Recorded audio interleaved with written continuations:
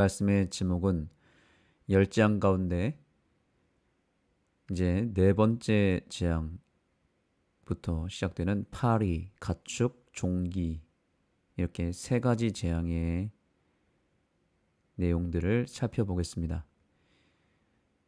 열재앙이 이어지는 동안 과연 히브리인들은 어떤 상황에 놓여 있었을까요?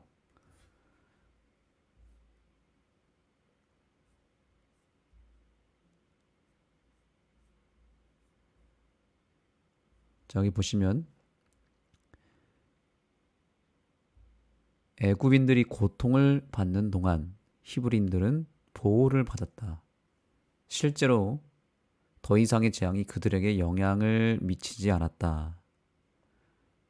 다시 말하지만 이 모든 것은 하나님께서 바로에게 이 땅에서 내가 여호와인 줄 알게 하기 위한 일이었다. 아멘. 그렇습니다. 놀랍게도 애굽에 내린 재앙은 그 대상이 애굽 백성들과 그 애굽의 신들에 대한 심판이었지 하나님의 백성을 향한 재앙은 아니었습니다. 그러므로 이 히브리인들이 받은 축복은 오늘날 마지막 시대의 영적 이스라엘 백성으로 부름받은 저와 여러분이 받게 될 특권이기도 합니다.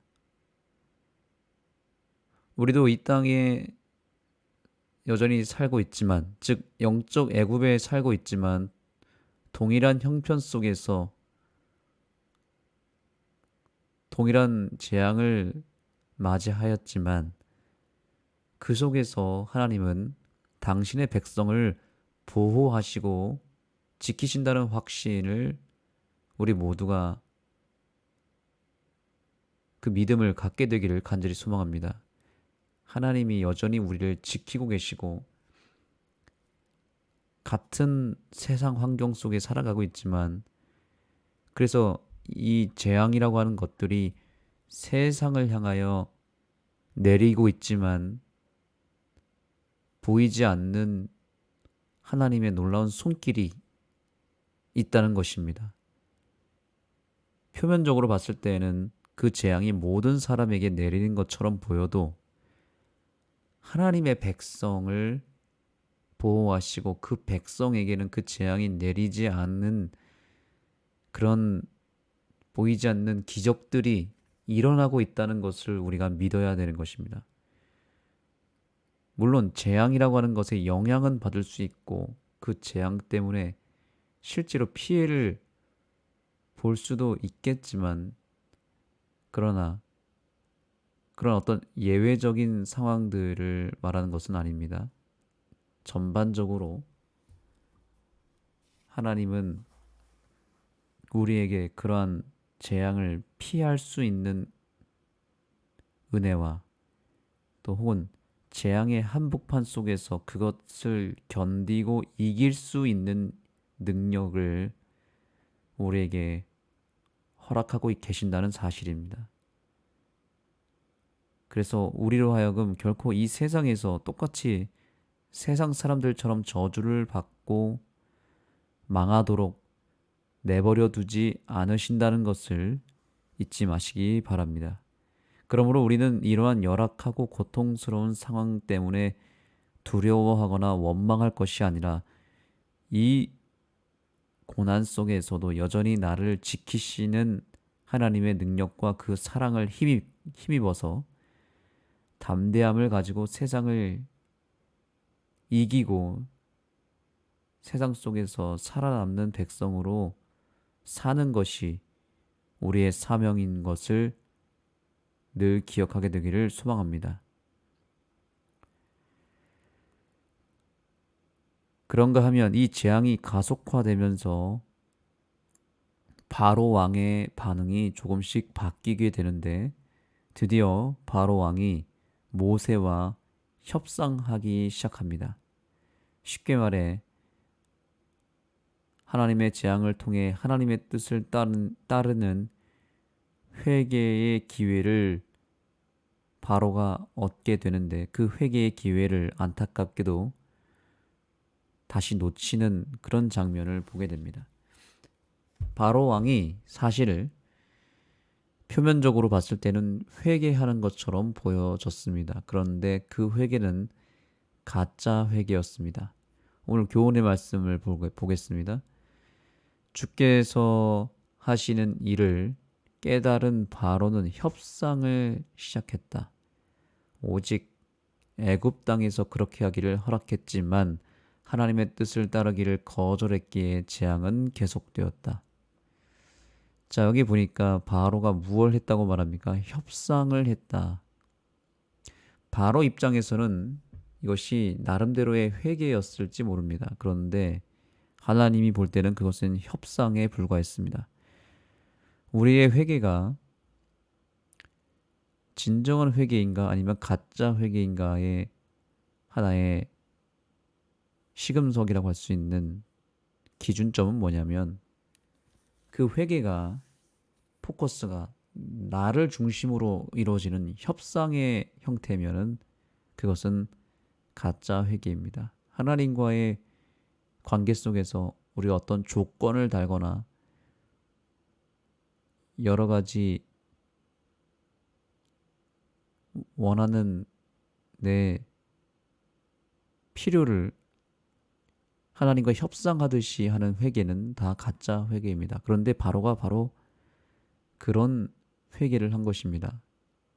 협상이 섞인 내 개인의 이기적 목적이 섞인 회개였던 것입니다.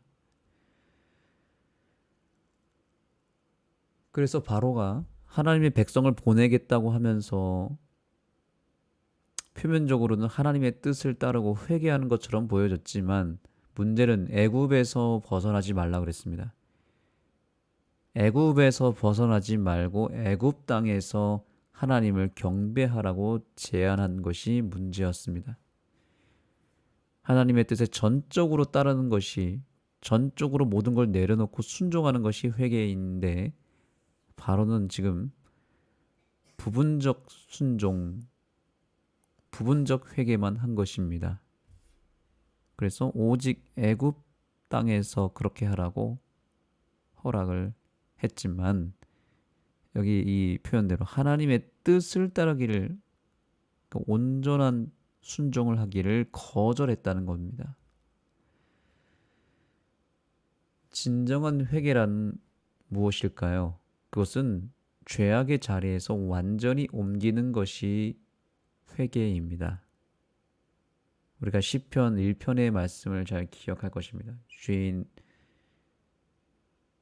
죄인은 어떻게 한다는 겁니까? 오만한 자의 자리에 여전히 앉아 있는 것이죠. 그러나 복 있는 사람은 악인의 꾀를 쫓지 아니하고 어떻게 한다 그랬죠? 죄인의 길에 서지 아니하며 그렇죠. 그래서 오만한 자는 어떻습니까? 악인의 꾀를 쫓고 죄인의 길에 서는 사람들입니다. 그리고 그 자리를 벗어나지 않는 사람들은 죄인들입니다. 이것이 죄인의 특징입니다. 그러나 복 있는 사람은 악인의 꾀를 쫓지 않고 죄인의 길에 서지 아니하며 오만한 자의 자리에 앉지 않는 사람들이라고 그랬죠. 그러면서 그 다음 말씀이 무엇인가? 오직 여호와의 율법을 즐거워하고 그 율법을 주야로 묵상하는 자라는 겁니다. 다시 말하면 그 말씀을 하나님의 말씀을 사랑하고 그 말씀을 이루기 위하여 순종하고 그 말씀을 즐거워하는 사람이다 그랬습니다. 그러기 위해서 죄인의 자리에서 완전히 벗어나는 사람들, 그것이 복 있는 사람들입니다. 그런데 죄인의 특징은 무엇입니까? 여전히 죄인의 자리에 앉아 있고 그 길에서 벗어나지 않은 상태로 머물러 있는 사람들이 바로 죄인들입니다. 그래서 진정한 회개란 죄악의 자리에서 벗어나는 것, 옮기는 것이다.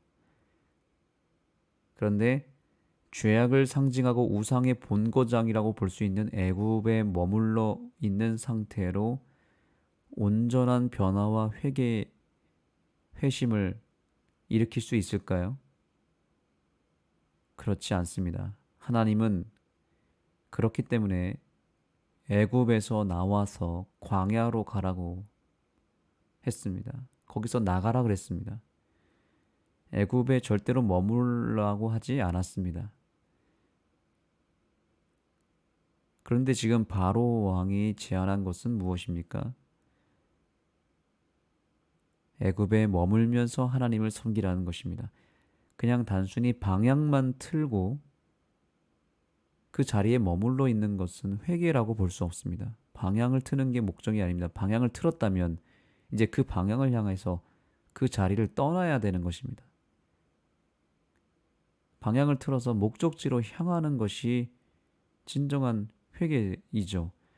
그래서 반드시 방향을 틀었다면 그 죄의 자리에서 털고 일어나서 거룩한 곳을 향하여 옮기는 데까지 가야만 그것이 진정한 회개가 될 수 있다는 것입니다. 그런데 바로 왕은 어떻게 제안했습니까? 애굽에 머물면서 하나님을 경배하라고 하는 가짜 회개를 부추긴 것입니다. 마지막 때에는 이러한 상황들이 또 한 번 반복된다는 것이 우리가 오늘 배워야 할 교훈입니다. 마지막 때에 이 세상 왕 바로도, 즉 사단도 우리를 이렇게 유혹하고 있는 것입니다. 세상 애굽이라고 하는 이 현실 속에서 머물면서 하나님을 경배하라는 것이 사단의 속임수입니다. 어떻게 이 세상 현실 속에서 벗어날 수 있겠느냐? 그것은 말이 안 된다라고 이야기하죠. 그저 그 세상 현실과 나름대로 타협하면서 신앙하는 것을 자꾸만 사단이 부추기고 있는 것이 현실입니다. 그러면서 이 세상이라고 하는 현실 속에서 얼마든지 하나님을 믿을 수 있다라고 우리를 유혹하고 있습니다. 그래서 우리가 이런 말 많이 들어보잖아요. 마음으로 하나님을 잘 믿으면 된다. 마음이 중요한 것이지, 그런 주변 환경까지도 다 포기하는 것은 현실에 맞지 않다고 세상 사람들은 이야기합니다.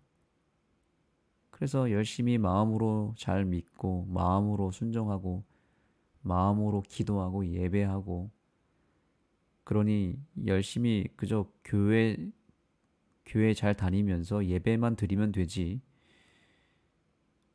이것저것 다 바꾸려고 하면 안 된다라고 속삭이고 있는 것이죠.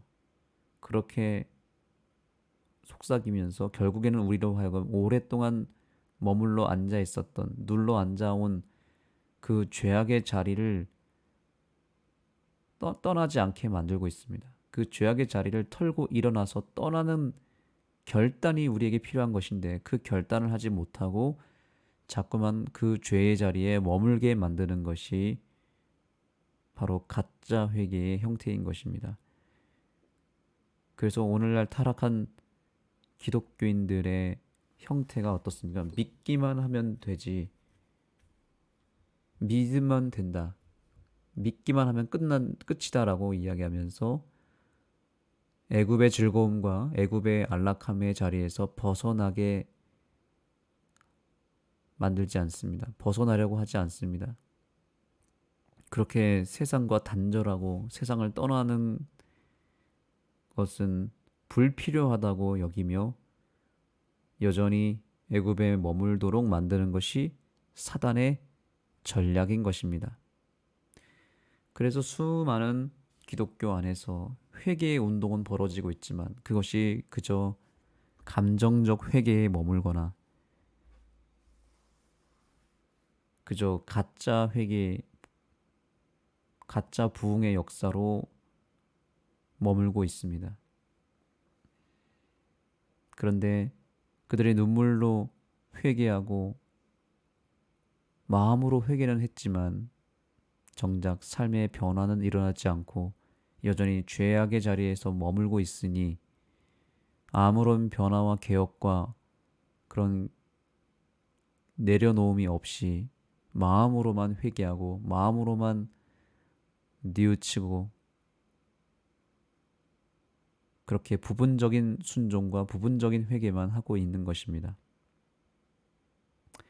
이것이 마지막 때에 벌어질 가짜 성령 운동이기도 합니다. 수많은 개신교회가 부흥하고 뜨거운 신앙적 체험을 하고는 있지만 감정으로 끝나고 마음에서 머물고 그 회개가 삶으로 이어지지 않는 그런 이유는 바로 열재앙 시대에 일어났던 바로 왕이 제시한 회개가 성행하고 있기 때문입니다.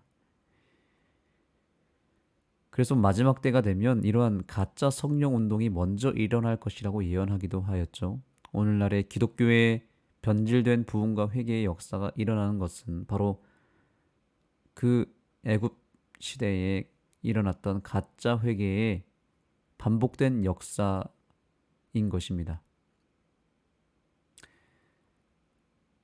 그래서 예수님만 잘 믿으면 되고 변화는 완전한 변화는 불가능하다고 은연중에 믿고 있는 것이 오늘날의 잘못된 신앙의 현실입니다. 그래서 눈물로 회개하고 뜨겁게 예배드려서 마음의 짐을 덜고 끝나는 회개가 대세를 이루고 있습니다. 이러한 때에 우린 어떠한 회심을 해야 될까요? 그것은 하나님을 사랑하고 하나님의 말씀을 사랑하여 하나님의 뜻에 온전히 순종하며 죄의 자리에서 떠나는 것이 진정한 회개임을 오늘 이 아침을 통하여 깨닫게 되기를 소망합니다.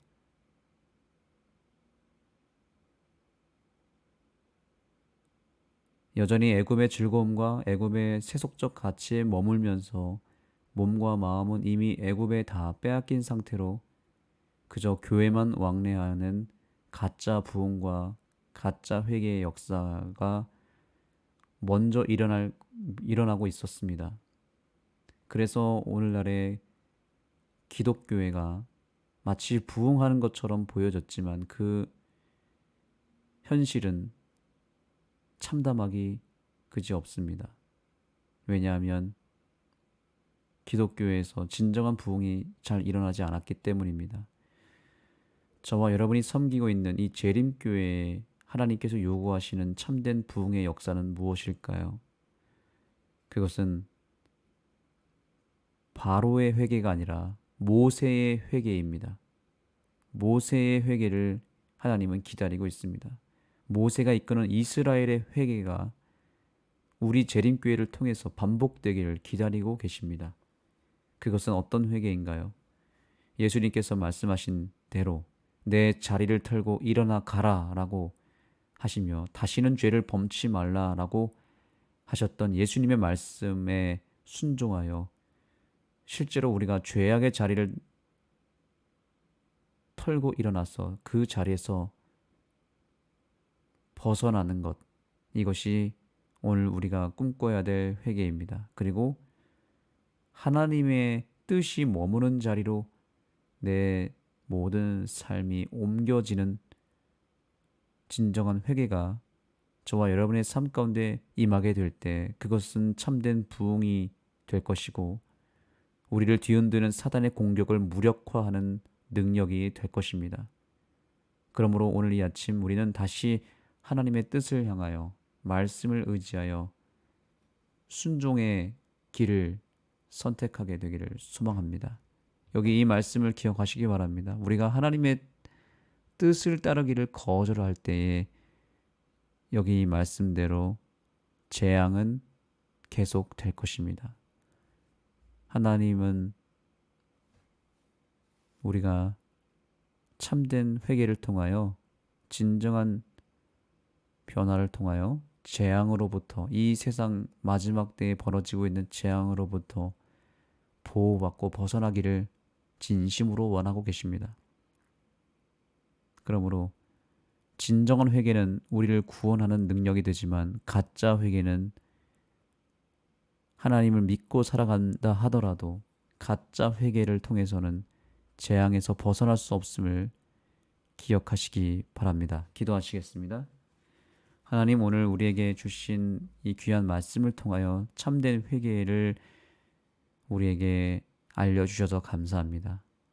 참된 회개란 애굽에 머무는 회개가 아니라 애굽에서 벗어나서 하나님이 가라고 하신 그 자리로 이동하는 것이 회개임을 보게 됩니다.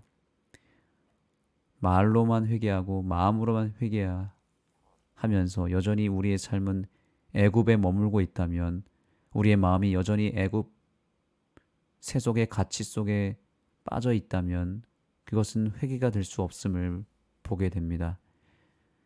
그동안 우리의 회개가 이러한 애굽의 회개였다면, 바로 왕의 가짜 회개였다면, 그 잘못된 회개를 이 시간 회개하기를 원합니다. 다시 하나님의 뜻을 붙잡고 진정한 회개를 이루며 세상 애굽에서 벗어나서 하나님이 계신 곳, 하나님의 말씀이 머무는 곳에 우리의 삶이 함께 머물게 되기를 소망합니다. 진정한 회개를 이 아침에 이루기를 원하오니 우리의 마음을 다시 한번 새롭게 하여 주옵소서. 예수님의 이름으로 간절히 기도드립니다. 아멘.